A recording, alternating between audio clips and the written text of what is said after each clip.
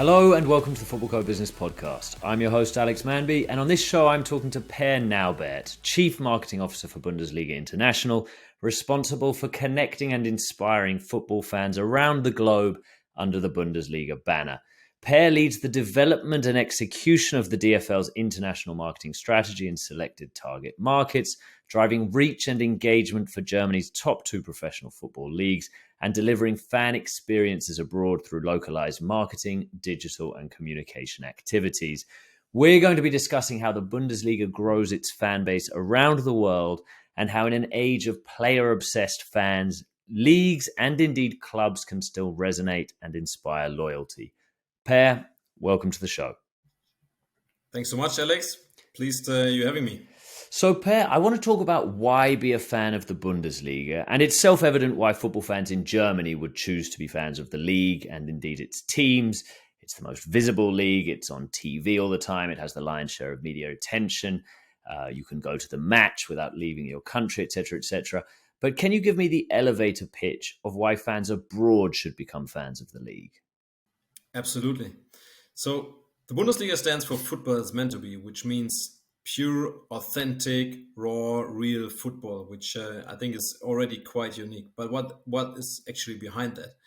If you look at what's behind that, it's world-class players, like, stars like Jude Bellingham, Jamal Musiala, Florian Wirtz, or Alphonso Davies, from all across the globe. But there are also lots of young talents getting their chance to shine. Players like Josko Gvardiol, Yusufa Moukoko, Jesper Lindström, Jeremy Frimpong, all have made their mark already. But, speaking about players, and we get back to that later, they all have their time. And, sometimes, or even a player lifetime value expires at a certain time. But the unrivaled football culture in Germany is something which is truly unique and is the one of the major reasons why fans do follow Bundesliga or will or should follow Bundesliga. If you look at the clubs, very unique clubs, all with a huge tradition in German society, deeply rooted in their society, since most of them are not only football clubs and do usually not only have a Bundesliga team, but usually also have youth teams, kids teams, women's teams, but also usually offer other sports such as, even tennis, swimming, kingpin bowling, whatever it is. The average club has more than 20 different sports they offer to the local communities. So you and I could decide today to even join one of those, Bundesliga clubs in, maybe in fencing, and could start, wearing the shirts and the logos. But then, in addition to the clubs, there's the amazing and incredible stadium atmosphere. Sold out stadia everywhere. We have the highest number of average spectators per match day across all global football leagues, and are the number 2 behind the NFL in terms of all sports leagues.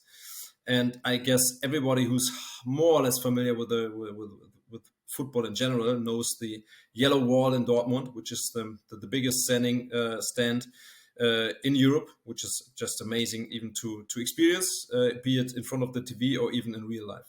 And then last but not least, but also part of the great football culture, is the magic typhus from passionate fans, capos, and just the atmosphere which you can soak in when you watch Bundesliga, be it in front of your TV, on your device, or even consume Bundesliga in one of our social media channels or digital offerings.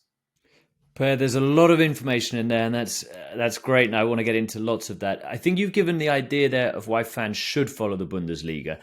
Does your data bear that out when you look at fans abroad, and why they're following the Bundesliga? Is it for any one of those reasons in particular? Is there one thing which you think really resonates? Not only one, even more than that. I think the things which are resonating most are the player appeal.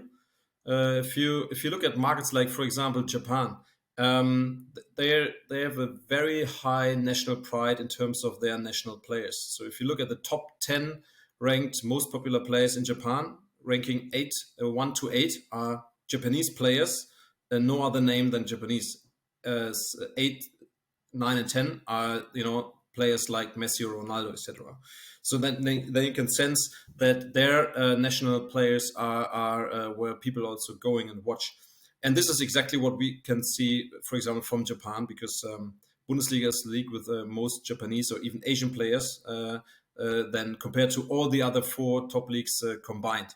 And this is why, people from Japan, from Asia are following intensely the Bundesliga, because this is where they can see their hometown talent grow. But in addition to that, it's not only about the players, it's also about the atmosphere, or the let's say the football culture I was speaking to earlier.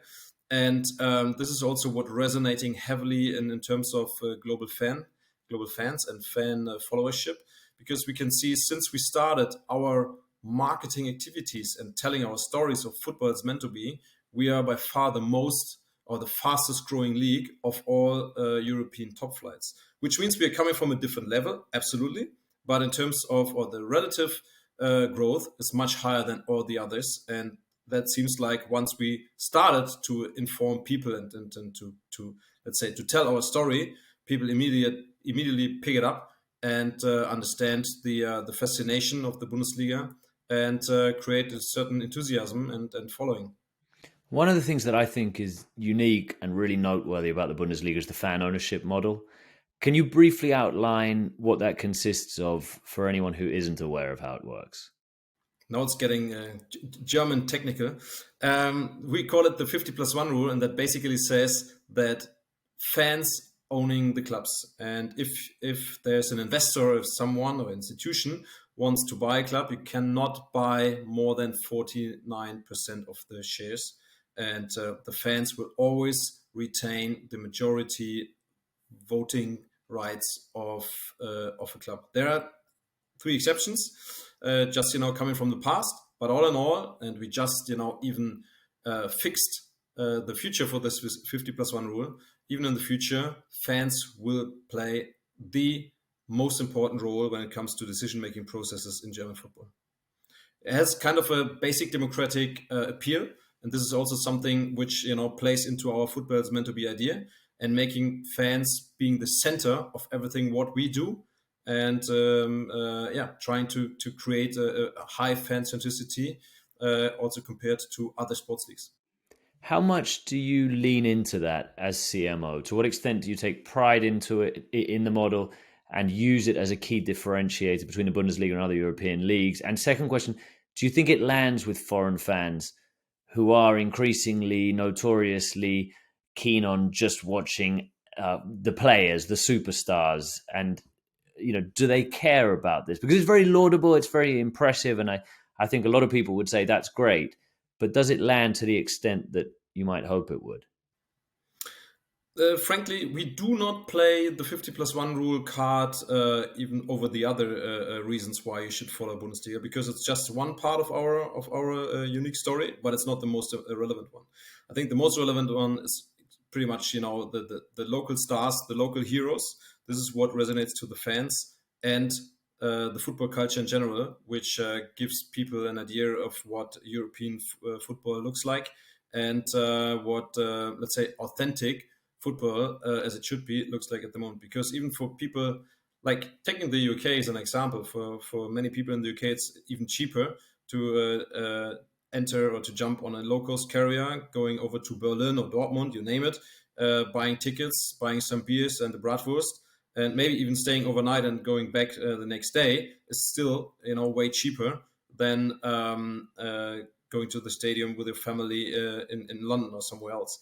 And this is what makes Bundesliga so special and all those stories around that, because everybody's welcome and everybody can afford to go to a German stadium. And it's not only reserved to a certain level of social income. And that would be something that the fans would set. Is that right? It's because of the fan ownership model, the prices are set at a reasonable rate and people can afford to go to the game. There is that set link there. That's not the only reason, but obviously there is a link, yes. But we understand that the Bundesliga ecosystem understands that fans are the reason why we're here and that they play the most important part.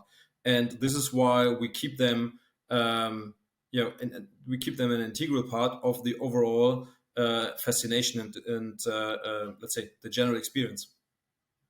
A couple more questions, or maybe just one on this fan obsessive, or this obsession, this fan obsession with players. There's a lot of research out there. I think it's globally true that young fans in particular, Gen Z, are following players more than teams. I was looking at the list of most followed Instagram accounts recently, and you have 3 players before you get to the first team. So it's Messi, Neymar, and Ronaldo. Is that a threat for the Bundesliga? It seems to me that Bundesliga clubs represent almost the opposite to this, that no player should be a superstar, or at least that no player should be bigger than a club. I mean, I can't speak for the clubs or on behalf of the clubs, but the general attitude, I think, within the Bundesliga is exactly that. I think there's no player bigger than a club, and the Bundesliga clubs also try to keep that idea alive by, obviously setting up their own social and digital offerings and trying to create the most compelling content there as we do. But we try, or let's say as an ecosystem, for us it's important not to heavily rely on 1 or 2 players, but to create an offering, an experience for all for all fans across the globe, which is kind of balanced and not just built upon 1 or 2 or 3 protagonists. Do you separate that when you think about different demographics, particularly different age groups? Every sports organization, every organization in the world, every brand in the world wants to appeal to young fans. If you engender loyalty at a young age, that's 50 years of loyalty that you can rely on. What's the Bundesliga doing to bring in young fans outside of Germany? I mean, first, when we start with Germany, obviously, ticket prices are quite low, so that even young people can come to the stadium as early as possible. Have lots of, every stadium has a family block, so that parents can bring their children early on. And then in terms of our, let's say, general offering from the clubs as well as from the league for fans across the globe, it's very Gen Z, Gen Alpha oriented. So we try to focus all our social handles and the digital channels. We try to keep to create the content as much focused on those kind of young target groups. We have set up our own, kids apps. We are on all relevant channels, and even try a lot with our media partners to create kids or Gen Z, Gen Alpha focused offerings. For example, the last time we did a couple of match days ago together with our German media partner Sky to create something which resonated heavily to kids. But even outside the match days, we're working a lot with third parties, be it individuals like influencers, one of our key elements in our digital marketing strategy, because that's where the kids looking at. What the kids looking at and where they go in order to understand what their idols are following. But even more so, we're also working with digital platforms such as for the 3 Footballco or others, where we know that the target group of football fans and young football fans are, and try to tell our story there and bring our narrative across and try to share as much relevant content as possible in order to convince people that the Bundesliga has something very unique and is a place where you can consume real authentic football. Per, you mentioned marketing to fans abroad. You're obviously heavily involved in that. Which are the key markets for the Bundesliga in terms of attracting new fans? I think it's not coming as a surprise when I say that we are looking at the, let's say, major economies out there, such as, for example, the US, China, India, but also in the upcoming and growing markets such as Southeast Asia, Africa, Middle East, North Africa, and LATAM as well, and also a couple of markets in Europe, which pretty much covers the whole world. But obviously, we have identified 14 target markets across the globe where we are very active in order to tell our story. And those markets, the situation in those markets and the followership and the growth we can see is, as I said before, proving us that we are doing the right thing, because we are the fastest growing league of all European top flights. Do you work together with Bundesliga clubs on any strategic initiatives? And the reason I ask is at Footballco, we've got a long-term relationship with Borussia Dortmund in Southeast Asia, which is a key region for them. And we've also worked fairly closely with FC Bayern on a LATAM expansion plan, which was led out of their New York office, which obviously they set up recently. Do you then come up with combined initiatives with them? Is there a collaboration, whether it's about insight or shared resources? Or do you kind of think these are two complementary things? Good luck to you guys. We're going to do our own thing. Not at all. We believe in the power of collaboration. And I think we couldn't survive as an organization without the clubs, because I think the Bundesliga logo is highly relevant, but much more relevant are the club logos. And this is why people are following the Bundesliga, because they are a fan or a follower of a certain club. And we perceive ourselves as a platform where we try to make as many clubs shine, or we bring them to the party and make them shine as much as they can. Already back in 2013, we invented something we call the rate card. It's a financial supporting system with which we support clubs when they go abroad, and that we financially contribute to their activities.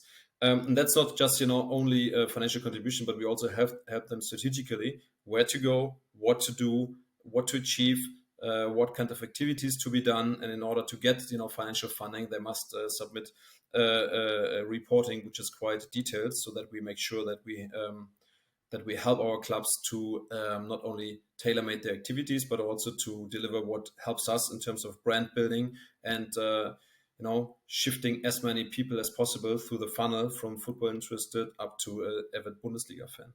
But I mean, that's the financial part. But we are also working, for example, in a kind of a triangle with some of our media partners globally and our clubs to build our brand. And for example, last year in Japan, we had Eintracht Frankfurt playing a couple of games there. And we were helping, or we were making this possible and facilitating together with the club and our partner in a very close way of collaboration. Then, when we speak about activities, together with our clubs, we are conducting by far more than 600 marketing activities per season across the globe. And when there are lighthouse games coming up, then we are usually setting up, joint jour fixes with the clubs in order to understand what they plan to do, what we should plan to do, and then create a joint marketing or a joint activity plan in order to make sure that there are no redundancies, or that we have, in all relevant markets, enough activities in order to tell the story of this specific lighthouse event. Could you share one or two examples of the biggest, the best events that you've done, whether in collaboration with a club or not, in order to attract international fans? Perhaps Japan. You mentioned Japan earlier, and if you want to do another market, that's absolutely fine. But it's a fascinating market, isn't it? Because it is a unique culture, and so whenever we work in Japan, we have to be aware that we have to do things in a way that will appeal to the Japanese audience, and we have to respect their digital consumption habits. And yet, at the same time, there is this incredible level of interest that they have in their compatriots abroad, and of course, as you said, there's so many. The Japan team at the World Cup basically felt like a Bundesliga team. I think it's the Bundesliga obviously contributed far more players to that team than anywhere else. A Bundesliga team trying to dismiss the German national. Well, there you go. Exactly. That was playing in the same group. That was an interesting matchup. So, is there anything you've done in Japan that sort of ticks those boxes? A lot. I mean, looking at the Japanese market, for us, it's kind of a comprehensive approach, building on this, huge player interest and the storyline. We have, all the localized social media feeds you need, providing the latest information for Japanese fans. We're working closely with the broadcaster SPTV on locally relevant content. We also have a couple of Japanese influencers we are working with. And we are also helping our media partner, for example, to always improve their media offering. And just recently, we launched the interactive feed together with SPTV, so that fans can create their own broadcast experience by selecting the matches that they matter to them. It's pretty much kind of a whipping around system where you can really, customize the way you want to look and you want to watch at Bundesliga games, trying to get as many stats in as you want, or even graphics. It's a highly customized football experience, very unique. And there you can even follow your favorite favorite Japanese player and receive tailor-made highlights pushed to them or pushed to the fans throughout the Saturday afternoon conference. But even more so, we are working a lot with Japanese institutions to get our story across, but also to help to improve the local grassroots and football development system, and do a couple of fan events, be it watch parties or Bundesliga experiences, something we usually conduct once a year or twice a year, where we bring in all the activities we offer for fans or to fans to consume and to experience Bundesliga during 1 week at one place, and bring in trophies and five-a-side pitches and youth coaches and the mascots and virtual reality experience, etc., etc.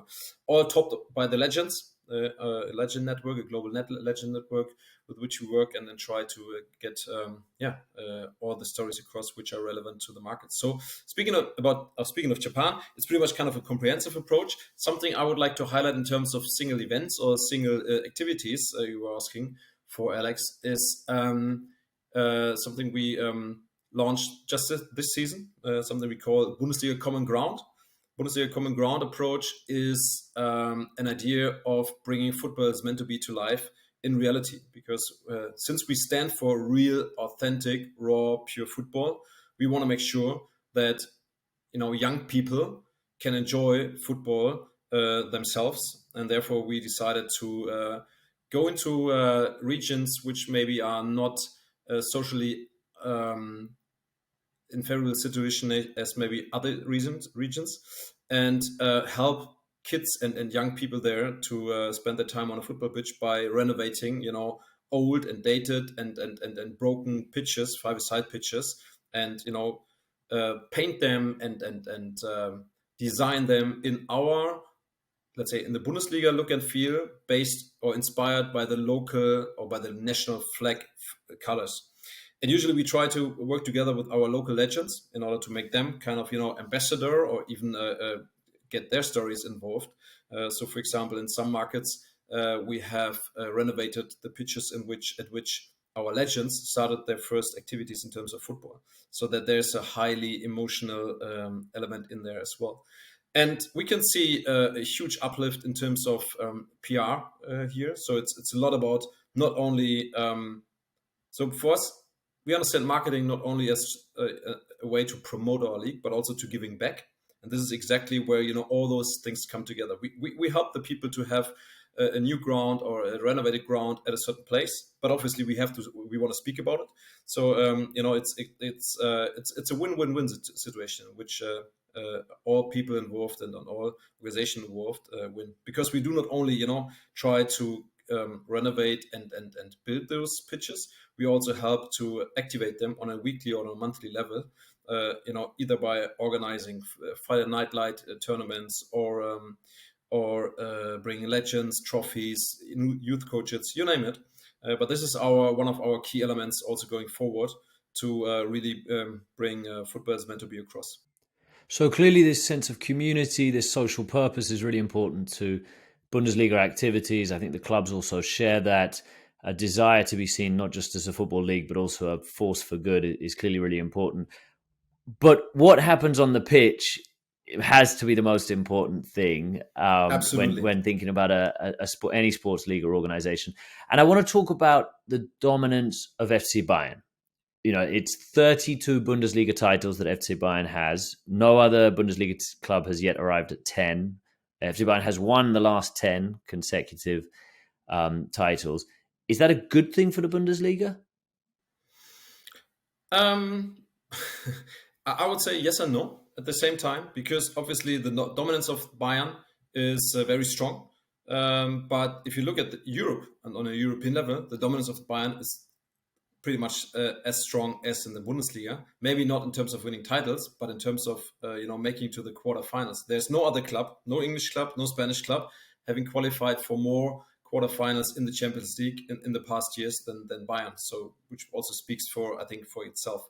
Obviously, sometimes it helps to have maybe a couple of more national champions, but I think the current era of the Bayern is very strong, and I think that's something for us. It's much more important to let's say, if you look at our strategy going forward, it's not about weakening our Bayern. It's much more about strengthening the others and trying to help them to make up and push Bayern in order to even develop further.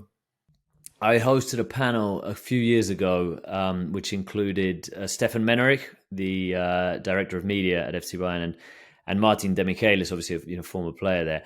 And I was amazed that they both said they desperately wanted other clubs to improve. And it was kind of what you're saying there. They weren't saying, Bayern has to drop down and then we can have a competitive league. They were saying we desperately want other clubs to compete. And they were saying, that because without that internationally, it's going to be difficult to appeal and attract fans to a competitive league. And they also said the stories that can involve, whether it's fan stories or club stories, are particularly powerful. And they were playing on that. And I was thinking of that this year for two reasons. Firstly, we have a very competitive Bundesliga title race, and I want to get on to Der Klassiker in a minute. But secondly, the story which has captivated the eyes and ears of Europe and probably the world, and that's Union Berlin. It's an amazing story right now. And of course, Per, I'm sure you can't say that you favor one team versus another, or you want one team to do particularly well versus others. How are you using the story of Union Berlin this season to help promote the Bundesliga? If you ask me for my favorite club, it would be a very long story, and it's rather about going very down to my hometown club, down to the third league. So this is where my true love lies. But anyhow, speaking about Berlin, I mean Union Berlin is it's amazing what they are able to perform on the pitch since they made it into the Bundesliga, and in addition to that off the pitch. It's also amazing what they can deliver and what kind of stories they have. They are definitely one of these stories this season, and we see a huge amount of interest in their performances, let's say, across the globe. And since we talked about uni clubs, Berlin or Union Berlin really is the former East German or Eastern German rebel club. This is exactly also I think what they are seen or recognized for in Germany, but also one of the most fan-centered clubs because, for example, the fans did build their stadium back in the days because Union Berlin, the club itself, couldn't afford kind of a renovation. When they rose from Bundesliga 2, I'm not sure if many people were really convinced that they would stay long, but now they qualified 2 times in a row for Europe.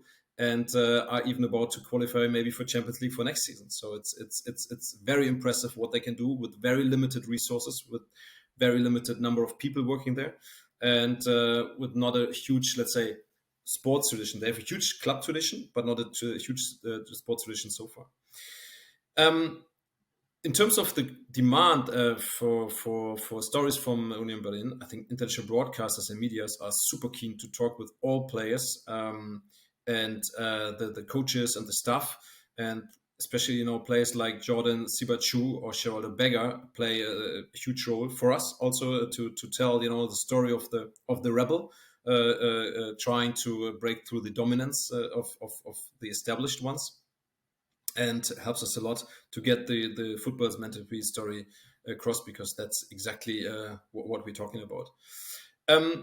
But the most important part here is that the club remains obviously rooted in Köpenick, Berlin, and are very, very active in terms of their local community commitment, and try to play a very key role in Berlin and the surroundings. Union and as a club definitely helps. It always helps when the club's doing well on the pitch, because then the demand is high also for the stories around it. I spoke to Christian Arbeit, the communications director. You might have come across him, or you may well know him very well. He's a real character, and I just loved the way that he talked about it in his story, that he was a fan who became the stadium announcer, who became who suddenly became the communications director, and it just felt like that's a story worth telling. And I'm sure, whether you're the club or whether you're the Bundesliga, that's a story. Alex, it couldn't be more authentic in terms of football than Union Berlin. I think everybody working there is a huge fan or a huge follower of the club, but they are not only huge fans because there are lots of fans around there, but they're also highly professional in what they do. So it's the perfect match, the perfect match of getting the right people with the right attitude and the right professionalism into one place. It's a terrific story, and they could yet finish Bundesliga champions. Per, you were saying maybe qualify for the Champions League.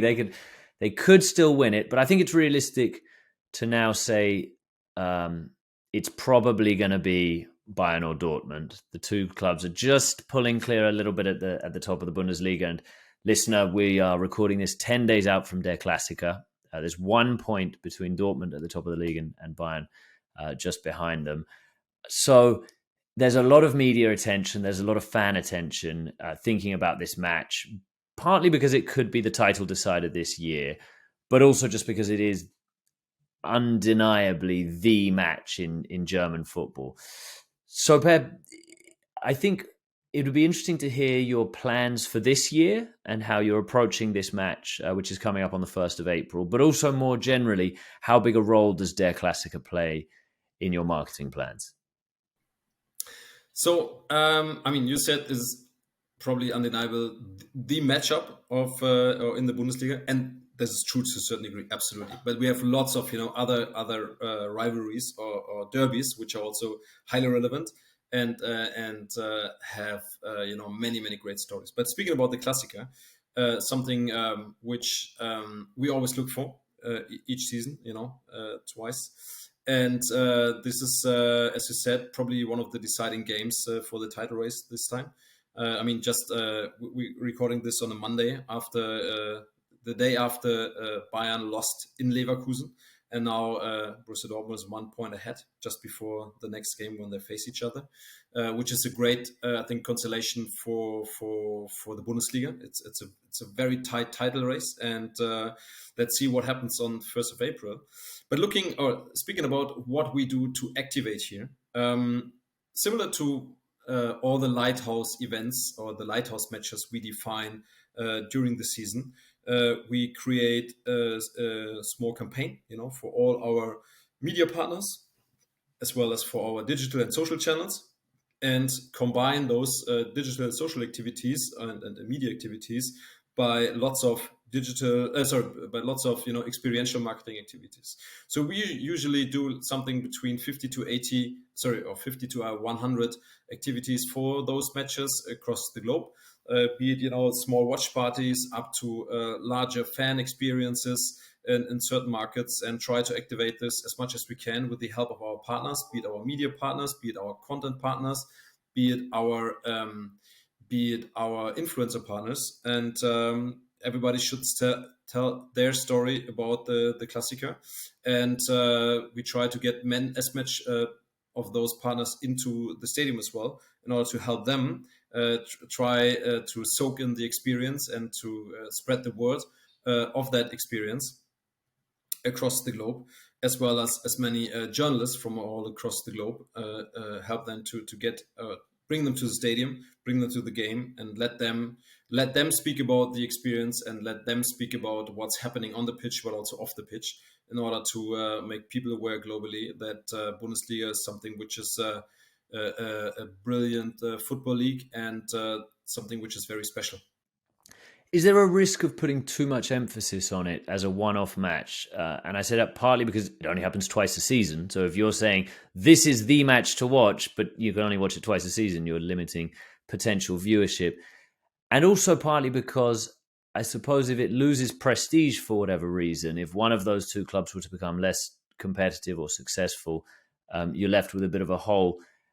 And I don't know if there's a parallel to be drawn here with El Clásico in Spain, which of course, has so much hype around it. And there was Clásico played last night, and it has such international viewership and big audiences. But I wonder if perhaps it sometimes leaves other La Liga matches feeling a little bit less important. And this is exactly what I said. We define 10 to 15 different lighthouse events for each season, in which we activate, in which we try to promote as much as we can across the globe and leverage, in order to not only tell the story of the Klassiker, but also tell the story of specific derbies, be it the Rhein Derby, Cologne playing Mönchengladbach, or be it Schalke playing Dortmund. All those games which have a huge relevance. I mean, the Berlin Derby, not to even speak of. And tell those stories, and do not only focus on the two fixtures or the two matches when Bayern facing Dortmund or vice versa. Terrific. Thank you, Per. Per, I tend to end these podcasts looking forwards, and it feels to me like we're at a tipping point in international football, or to a certain extent. And on the one hand, you have fans following players, idolizing superstars. A piece of skill can break the internet, and it might not even end in a goal, but an incredible step over or trick has everyone watching it virally, and perhaps it becomes more important than what the team is doing or winning a trophy, and that doesn't necessarily feel very Bundesliga. And on the other hand, you have a Gen Z for whom activism and social purpose is increasingly important, and they're demanding of brands and clubs and parents and everyone else that they pay attention to that, and that in order to get Gen Z advocacy, you have to take that into account. And that does seem to fit with the Bundesliga's fan-led outlook, the 50+1 rule, etc., etc. Do you see it that way as well, that it's one side versus another? If so, which side do you think will win? And how much will this discussion impact on your job in the coming years?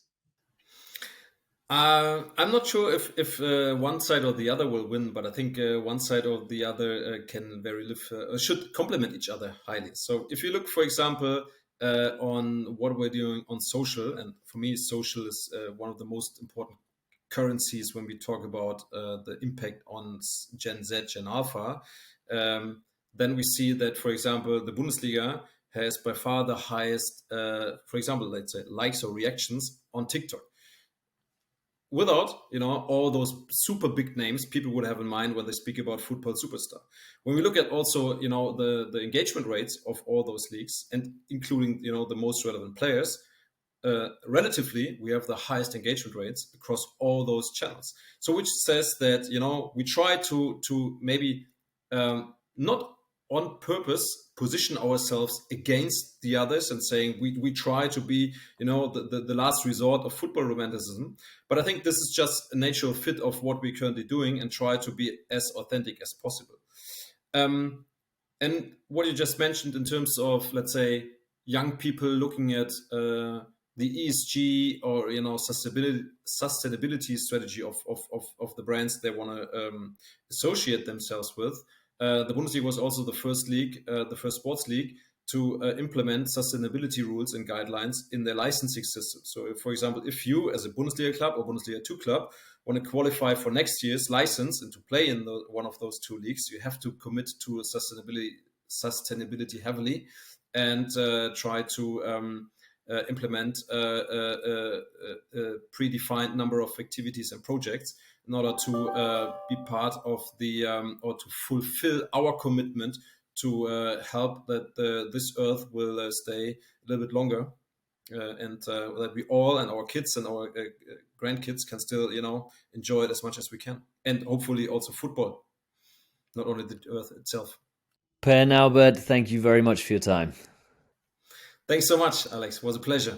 Per, if any listeners have enjoyed this and they're intrigued by the Bundesliga and they want to know more, what's the best thing they could do? Just, follow one of our digital social channels and relax, lay back, and consume and enjoy it as much as they can. Terrific. Thank you, Per. And thank you, listener. Please make sure you're following this podcast in your preferred podcast platform to not miss out on any of the episodes. All the best.